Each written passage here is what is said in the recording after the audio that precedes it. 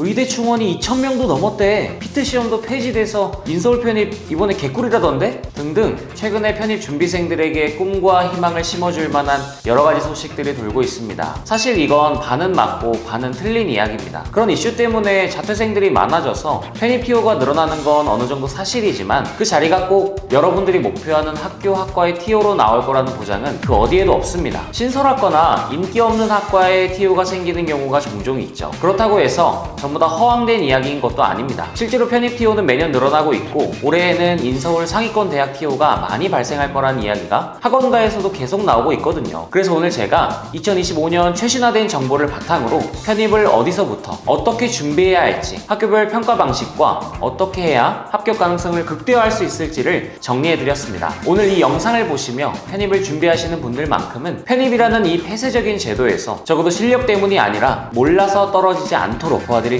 영상 끝까지 보셔서 2025 편입 꼭 성공하시길 바라겠습니다. 그럼 시작하겠습니다.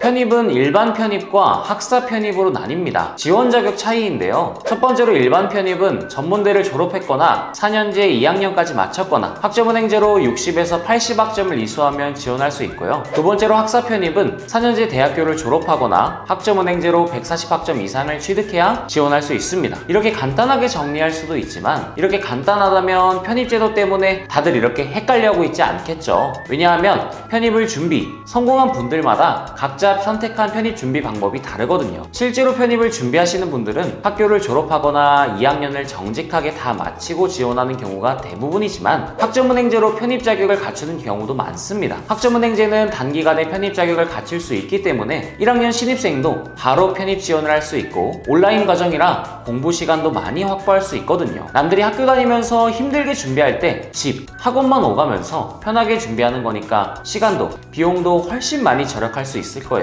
다만 이건 지금 학교에 아쉬움이 전혀 없는 분들 이야기입니다. 제가 왜 전혀라는 말을 사용했는지는 여기까지 보신 분들이라면 이미 아실 겁니다. 이미 인서울권에서 대학을 다니시는 분들이라면 굳이 자퇴를 권해드리진 않습니다. 물론 자퇴 후 1년이 지나면 대부분의 학교는 재입학이 가능하지만 자퇴생이라는 낙인이 찍혀버릴지도 모르는 일이니까요. 그래서 자퇴하고 학점을 끌어오고 싶으신 분들은 정말 지금 재학 중인 학교에 미련이 없으신 경우에만 추천드립니다. 자, 다음으로 학교별 평가 방식을 한번 살펴볼게요. 학교와 학과별로 전부 다르지만 크게 4가지로 정리됩니다. 첫 번째는 인서울 편입입니다. 극악의 난이도로 악명 높은 편입영어와 편입수학을 준비해야 하죠. 하지만 반대로 말하면 이 편입영어와 편입수학만 정복했을 때 편입에 성공할 수 있다는 겁니다. 기본적으로 자연계는 편입영어와 편입수학, 인문계는 편입영어를 본다, 이렇게 생각해 주시면 됩니다. 이 시험들은 각 대학에서 편입생들을 선발하기 위해 자체적으로 출제하는 영어, 수학 시험인데요. 서울 대부분의 학교들은 인문계는 편입영어 1과목, 자연계는 편입영어 플러스 편입수학 이렇게 2과목을 보는데요. 학교별로 차이가 있습니다. 자연계에서 영어를 안 보고 수학 1과목만 보는 대학들도 꽤 있고 둘 다 안 보고 토익으로 평가하는 대학들도 일부 있습니다. 다만 편입은 지원 횟수에 제한이 없다는 장점이 있죠. 이런 장점을 살려서 보통 7군데에서 10군데를 지원합니다. 상향, 하향, 안정권 이렇게 나눠서 다 지원을 하기 때문에 수시 정시보다 훨씬 더 안정적이라는 메리트가 있죠. 그래서 이 부분을 고려하신다면 일부 전형이 특이한 학교들의 전형에 맞추는 것보단 대부분의 학교들이 보는 편입영어 또는 편입수학을 준비하셔야 합니다. 편입시험은 학교별로 문제 유형이나 배점, 시간 등이 전부 다릅니다. 특히 영어는 편입영어 1과목으로 변별을 해서 학생들을 선발해야 하기 때문에 난이도가 높을 수밖에 없습니다. 토익과 달리 독해력과 논리력이 함께 받쳐줘야 고득점이 가능합니다. 편입수학은 대학교 1, 2학년 수준의 공업수학이나 선형대 수학 등의 문제가 출제되는데요. 80% 이상 미적분학을 기반으로 문제가 출시된다고 보시면 됩니다. 편입영어와 달리 문제의 난이도 자체는 낮은 편이지만 범위가 엄청나게 넓어서 외워야 하는 공식이 많고 다양한 유형의 문제들을 학습해야만 풀 수 있는 것 투성입니다. 또 시간이 너무 짧아서 문제당 2분 안에 답을 내야 합니다. 혹시 편입영어, 편입수학의 자세한 공부 방법이 궁금하신 분들이 계시다면 아래의 링크로 문의 주시면 상담 도와드리겠습니다. 이어서 연고대 편입입니다. 연고대 인문계는 논술시험 플러스 공인영어 플러스 자소서를 보고 자연계는 전공 필기시험 플러스 공인영어 플러스 자소서로 평가합니다. 사실 공인영어는 연세대에만 있고 고려대는 공인영어를 보지 않아요. 근데 두 학교 평가 방식이 거의 같기 때문에 연대를 준비한다면 고대를 준비한다면 연대를 자연스럽게 함께 지원하게 됩니다. 특히나 두 학교 모두 국내 최고의 학교인 만큼 경쟁도 치열하기 때문에 가능성 측면에서 둘 다 지원을 하는 거죠.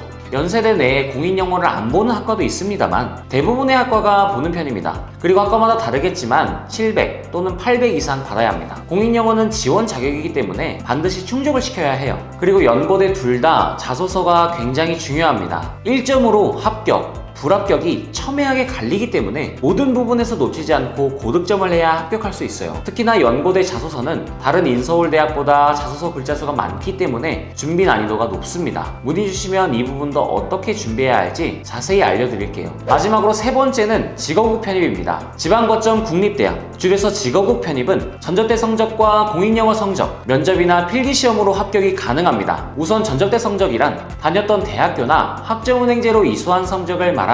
커트라인은 4점대 이상 점수를 갖고 계셔야 안정적입니다. 다음으로 공인영어는 대표적으로 토익, 토플, 탭스가 있죠. 토익 기준으로 말씀드리면 점수대는 학교마다 학과마다 다르겠지만 보통 700점에서 900점 사이를 요구합니다. 마지막으로 전공 면접 혹은 필기시험입니다. 기본적으로 내가 지원하는 전공 기초 지식들을 바탕으로 면접을 보거나 필기시험을 보는데요. 이 부분은 대학마다 다릅니다. 예를 들어 부산대, 경북대는 먼저 필기시험으로 전공 적합성을 평가하고요. 최종적으로 면접으로 합격자를 선발하는데 2024년부터는 학업계획서를 반영하기 시작했습니다. 강원대 같은 경우는 면접에서 대학교 1학년 기본 내용을 물어보는데 매년 기출문제를 학교 홈페이지에 올려주고 있어서 면접 준비가 비교적 수월한 편입니다. 이렇게 학교별로 전공시험 차이가 있다는 점을 생각하면서 목표하는 학교에 맞춰서 준비를 하셔야 합니다.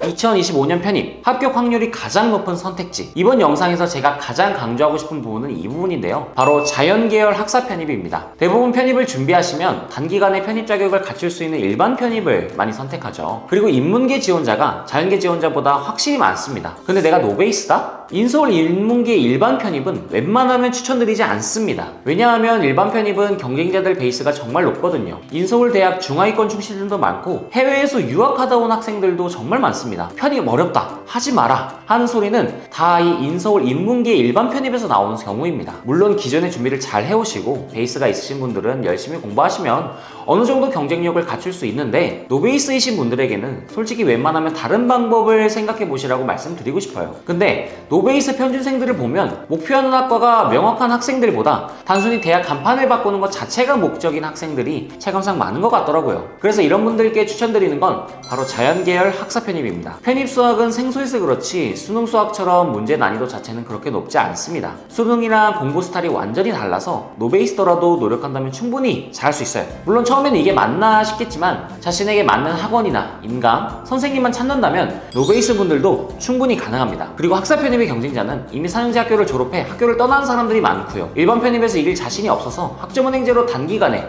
학사 편입을 갖춰서 지원하시는 노베이스 학생들이 많습니다. 이렇게 지원자들의 수준이 일반 편입보다 확실히 낮아요. 따라서 같은 점수라도 일반 편입보다 학사 편입의 합격률이 더 높은 거죠. 심지어 자연계는 인문계보다도 경쟁률이 낮고 PO도 더 많이 나오기 때문에 내가 학과보다는 대학 간판을 바꾸는 것이 목적이다 하시는 분들은 자연계로 학사 편입으로 지원하시는 걸 추천드립니다. 실제로 저희 팀에서 관리하고 있던 인문계 노베이스 학생분들도 자연계 학사 편입으로 인서울 편입에 성공한 케이스들이 많으니까 자신이 노베이스라고 해도 너무 겁먹지 마시고 제대로 잘 준비해서 원하는 학교 편입에 꼭 성공하시길 바랍니다. 오늘은 이렇게 2025 편입 최신 정보와 준비 방법, 마지막으로 핵심 정보만 정리해 드렸는데요. 편입은 기본적으로 고려할 요건들이 정말 많습니다. 희망하는 학과, 학생의 공부 베이스, 최종 학력, 거주하는 지역, 그리고 하루에 공부 가능한 시간까지 전부 고려해야만 개개인 상황에서 정확한 방향을 잡고 효율적으로 준비할 수 있어요. 본인 상황에서 편입을 어떻게 준비해야 할지 감이 안 잡히시는 분들, 학점은행제가 어떻게 진행되는지 궁금하신 분들은 더보기란이랑 고정 댓글에 있는 링크로 상담 부탁드립니다. 제가 직접 상담 도와드리겠습니다. 지금까지 가시TV 정원 멘토였습니다. 감사합니다. 더 궁금하신 점이 있거나 영상에 나온 선생님과 상담을 원하시면 PC는 제목 아래에 있는 더보기란을 클릭, 상단에 있는 상담 링크를 클릭하셔서 문의를 남겨주시면 됩니다. 모바일은 화면 아래에 있는 더보기란을 터치, 상담 링크를 확인해보세요. 카카오톡 상담은 댓글에 있는 링크를 클릭하셔서 궁금하신 내용 남겨주시면 빠르게 답변 도와드리겠습니다.